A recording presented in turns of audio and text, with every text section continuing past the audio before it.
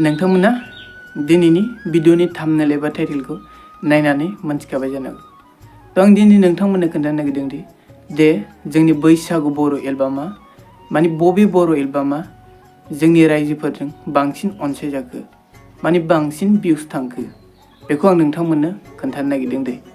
बेयाव आङो गासै टटेल मोनबा सायख'नानै लानाय जादों। आङो नाम्बार 5निफ्राय खोन्थाबोगोन दे। नोंथांमोना भिडिअखौ जोबजासे नायलांबानो मोनथिजोबखागोन। जोंहा नाम्बार 5आव दं हantuyao melem gwnang। बे भिडिअआ 13 लाख सुबुंफोरजों अनसायजाबाय दे। माने बे भिडिअनि भिउसआ 13 लाख टटेल फैदों। बिनि सिंगारखौथ' नोंथांमोना मिथिखायो। बिथां बयजोंबो मिन्थिजाखानाय नयन आरो कारबि कसारी सानैजों लोगो नांनानै बे मेथाइखौ सुजुदों दे। बिनि एक्टरानो जाबाय मेन्डेला आरो एक्ट्रेसानो जाबाय नेजुराज रानी। बे hantuyao melem gwnangआ नाम्बार 5 जायगा आवग्रिनो हादों दे दिनैसिमाव। आरो नाम्बार 4आव दंदि पेरे पे पे 3।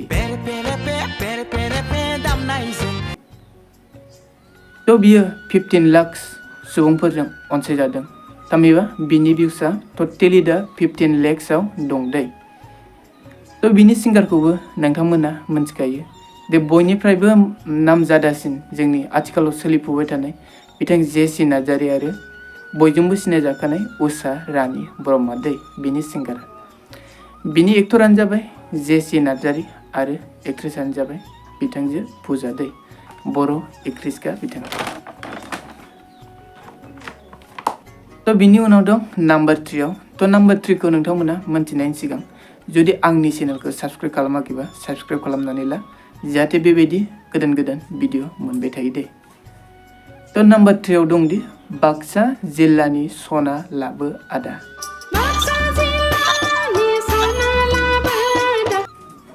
नोंथाङा खोनासंबाय जानांगौ बे समखौ। माने 1 उइकआवनो 16 लाख सुबुंफोरजों अनसायजादों दे। माने ओरैबायदि भिउस फैदों बेयाव जे 1 उइकआवनो 16 लाख सुबुंफोरजों अनसायजाबाय जेला। सानसे समाव टपबो जाहैनो हागौ दे। बिनि सिंगारानो जाबाय जोंहा गोदो गोदायनिफ्रायनो खनबोखानाय बिथांजो सुलेखा बसुमतारी। आरो एक्टरानो जाबाय नोंथांमोनाथ' मिथिखायो बिथां राजिब ब्रह्मखौ आरो फुजा मोसाहारिबाव दे बेनाबो। नोंथांमोना बेखौ माने 16 लाखआव थाबथागोन होननानै साननाङा दे। दिनैसो बियो 16 लाख 1 उइकआवनो। थाङै थुङै बियो माने भिडिअआ ओरैबायदि अनसायजाखागोन जे नाम्बार 1आवबो थाहैनो हागौ दे 2025 बैसागु एलबामाव।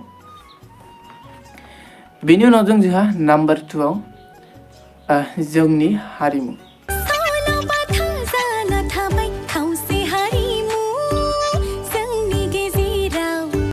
बेबो 2 उइक जाबाय, नाथाय बियो 19 लाख सुबुंफोरजों अनसायजाबाय। थामहिनबा बे भिडिअनि भिउसआ 19 लाख फैबाय दे लोगोफोर। थारैनो जोबोद बाख्नायनांगोन। माने 2 उइकआवनो बेबायदि भिउस फैनायखौ जोङो नुखायाखै दे। माने गासिबो माने भिडिअआनो बेबायदि फैखाया। थांनो हागौ बे baksa जिल्लानि सना labw आदा होननाया। जोंनि हारिमुआ 2 उइकजों 19 लाख सुबुंफोरजों अनसायजाबाय देग्लायनि 2025 मायथाइयाव। आरो बिनि सिंगारखौथ' नोंथांमोना मिथिखागौ बिथांजो इलिसा बर'। बिथाङा गोबां मेथाइ खनबोखाबाय। आरो एक्ट्रेसफोरा जाबाय दे हेलिना दैमारी आरो इलिसा बर'आनो दे। दानिया जोङो नाम्बार 1खौ मोनथिदिनि। नाम्बार 1खौ मोनथिनायनि सिगां दाबोनो नोंथाङा साबस्क्राइब खालामाखैबा साबस्क्राइब खालामबानो जाबाय। आंनि भिडिअखौ माने साबस्क्राइब खालामनायफोराबो माने 80%आनो नायखायो, माने 20%आल' साबस्क्राइब खालामनाय नायदो नोंथांमोनानो स्क्रिनाव नाय। जोङो नाम्बार 1आव मोननो हागोन दि बयजोंबो मोनथिजानाय बावैसो माने रिल्सआव गोबां फेमास जालांनाय बिरगोस्रि दै।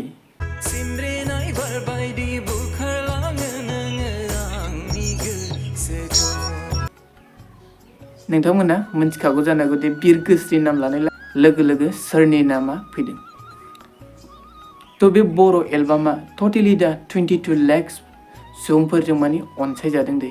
माने 22 lakhs views फैदों देग्लायनि बे 2025 मायथाइयाव थारमाने बेनो बांसिन दासान्दि जायगा आवग्रिनानै दङ नाथाय बे भिडिअ ओंखारनाया 4 week जाबाय दे 4 week जों 22 lakhs views मोननो हादों बे बिरगोस्रि बड' सङा माने 2025 मायथाइनि बैसागु एलबामाव बेबायदि views थांनायखौ माने नुथ'वाखै जों थांगोन खायफा एलबामा माने बिनिफ्रायबो पार जानो हागौ नाथाय दासिमाव माने बिरगोस्रिखौ रावबो गाख्लायनो हायाखै दे तो बिनि सिंगारखौथ' बुंलायलायनांगौनि जेबो गोनांथि गैलामोन थेवब्लाबो आं बुंसै तो बिनि सिंगारानो जाबाय बिथां खनसाय ब्रह्म आरो अनुजा रानी बर' दे तो बुंनांगौनि जेबो माने खोथा गैलामोन नाथाय बुंबाय आं तो बिनि एक्टरानो जाबाय सानी ब्रह्म आरो एक्ट्रेसानो जाबाय अनसुमै बर' दै लोगोफोर